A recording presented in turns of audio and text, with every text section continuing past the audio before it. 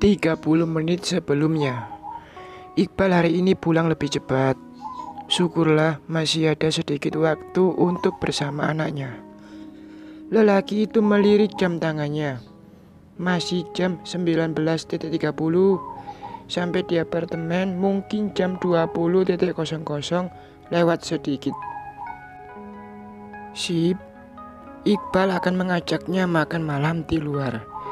Jarang-jarang ia pulang cepat dari kantornya. Jadi sebaiknya hal ini dimanfaatkan Iqbal untuk mengajak anak satu-satunya itu makan makanan kesukaannya. Lelaki itu memacu mobilnya dengan kecepatan sedang sambil bersenandung. Papa pulang, seru Iqbal sesampainya di apartemennya. Ia mengernyit mendengar lagu yang disetel begitu kencang dari kamar anaknya. Aneh, Gia nggak pernah menyetel lagu sekencang ini, karena ia lebih suka pakai earphone. Lagi pula, ia suka lagu-lagu K-pop, sedangkan ini Billie Eilish sepertinya. Iqbal berjalan perlahan menuju kamar anaknya. Pintu kamar itu terbuka, membuat Iqbal bisa melihat langsung siapa di dalam. Cewek itu. Iqbal melongo melihat seorang wanita dengan celana pendek biru tua yang memperlihatkan kaki jenjang dan putih, serta kaos pas badannya yang penuh dengan cat. Begitupun dengan sekujur tubuhnya. Rambutnya digelung ke atas, bibirnya terlihat bersenandung lagu yang sama dengan musik di ponselnya. Ia sedang asik melukis dinding kamar G dan sama sekali tidak menyadari kehadiran Iqbal di sana. Kamu siapa? Kintan menjerit kaget dan menjatuhkan kuas catnya ke lantai, membuat noda warna hijau di situ.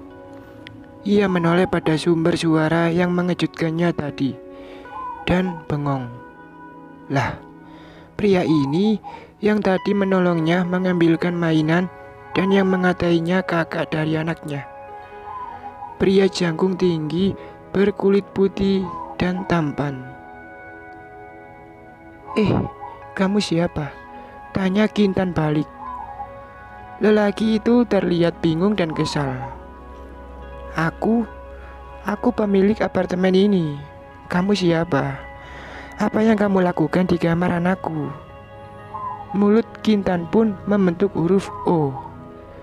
Ya ampun, kamu papanya Gia. Iqbal mengernyit. Dari mana kamu kenal anakku? Kintan pun menggaruk kepalanya yang tidak gatal.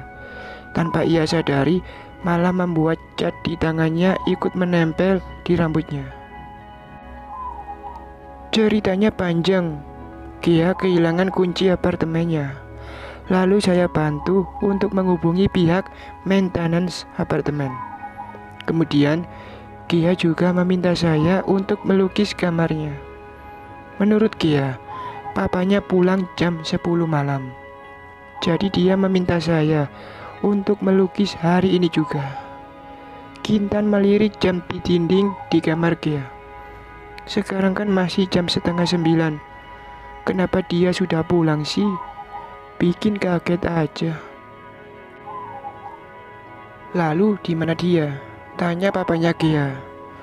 Ada di sebelah, di apartemen saya. Iqbal menghela napas. Dasar Gia, seenaknya saja memasukkan orang asing ke dalam rumah. Maaf, tapi bisakah kamu rapikan semua? Saya akan jemput G.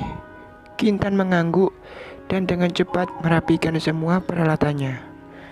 Ia sadar sebagai orang tua, jika dia berada di posisi papanya Gia, pasti kesal sekali. Ini semua gara-gara ia tidak tega melihat Gia yang memohon padanya. Sudahlah, toh ia juga tidak melakukan kejahatan. Kintan keluar dari apartemen itu bersama papanya Gia dalam diam. Tidak ada satupun dari mereka yang berbicara. Kintan memencet bel apartemennya karena ia tidak bawa kunci. Seketika pintu terbuka dan raut gembira Gea pun muncul melihat Kintan, namun menghilang ketika melihat seseorang di sebelah Kintan. "Papa," Gea terlihat kaget. "Papa sudah pulang?" Iqbal mengangguk. "Coba jelaskan ada apa ini sebenarnya, Ge?" tanya lelaki itu dengan nada dingin. "Mama," seru Riang, dan tiba-tiba Khalil dan Kahfi saat melihat Kintan berdiri di depan pintu. Mereka pun berebutan memeluk Kintan. "Tadi Kak Gea main tembak-tembakan sama Khalil. Seru banget," ucapnya bersemangat. "Kak Gea, seru banget." Kahfi tidak mau kalah dengan suara jambrangnya. Iqbal terlihat kaget mendengar panggilan anak-anak pada Kintan. "Mama," ulangnya. "Jadi kamu sudah punya anak?" tanyanya pada Kintan, antara percaya dan tidak percaya. Kintan tersenyum bangga. "Iya, 2 orang," ucapnya, sambil memberi tanda dengan telunjuk dan ibu jari. Gea pun menyemburkan tawa. "Maaf ya Tante Kintan, rupanya Papa juga salah paham lihat Tante. Kirain cuma Gea doang yang mengira Tante masih kuliah," serunya di sela tawa. Iqbal terlihat malu. Tadinya ia memang mengira wanita ini masih kuliah, jadi dia bersikap seperti orang tua. Ternyata wanita ini juga orang tua. Iqbal menem pelan. "Ayo kita pulang, Ge."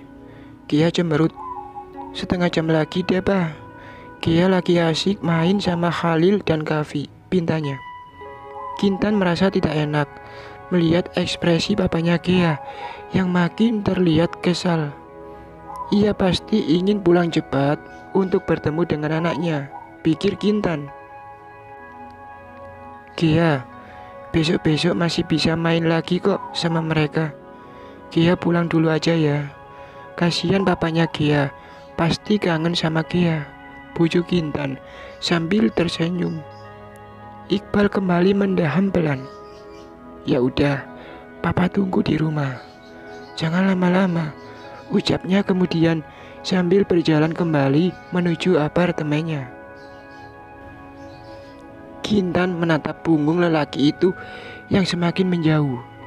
Lalu ia pun berkata lembut pada Gea, "Tante tahu perasaan orang tua yang setelah lelah bekerja, ketika pulang perasaan lelah itu akan sirna saat melihat wajah anaknya yang tersenyum menyambut orang tuanya." Gea terdiam sesaat. "Iya, Gea pamit dulu Tante. Tapi kalau besok-besok Gea sering kesini boleh kan?" Kintan terenyuh melihat permintaan penuh harap dari pertanyaan Gea. Anak ini kesepian, dia butuh teman, dan terlebih lagi dia juga butuh papanya. Kintan memeluk Gea tanpa sadar dan mengecup sayang pada puncak kepalanya. "Tentu aja sayang, kamu bebas datang kapan aja. Tapi pulanglah saat papamu sudah di rumah ya." Seketika wajah anak itu pun bersinar, dan ia pun membalas pelukan Kintan dengan erat. "Kalau nggak ada papa, Gea akan panggil Tante dengan sebutan Mama, boleh?" bisiknya di telinga Kintan.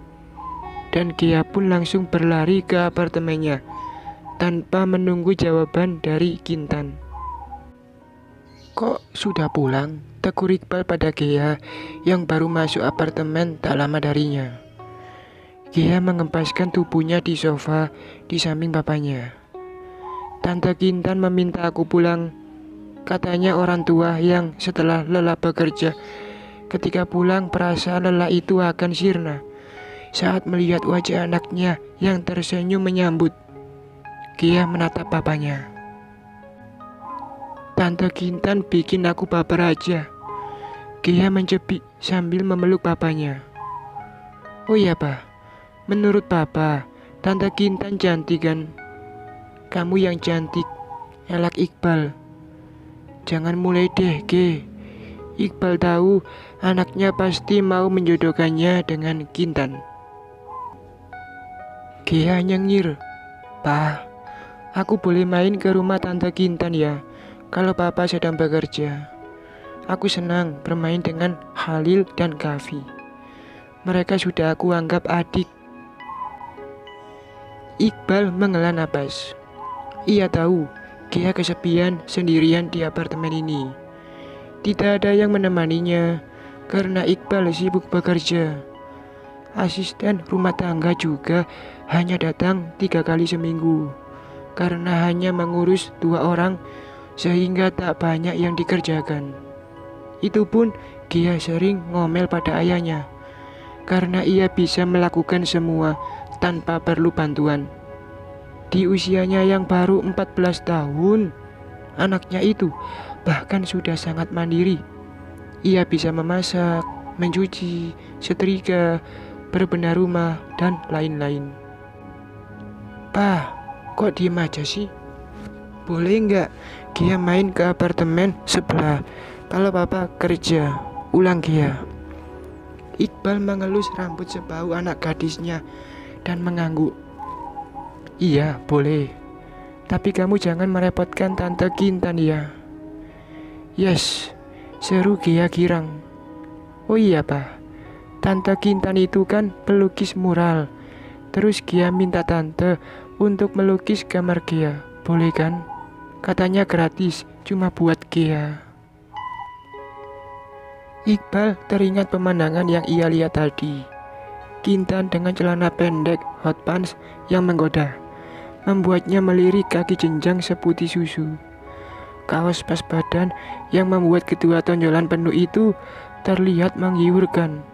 Belum lagi bibir merah mereka yang bersenandung mengundang untuk dicium. Apa yang kupikirkan ini? Iqbal mendaham pelan untuk mengusir bayangan wanita itu dari pikirannya yang mulai kemana-mana.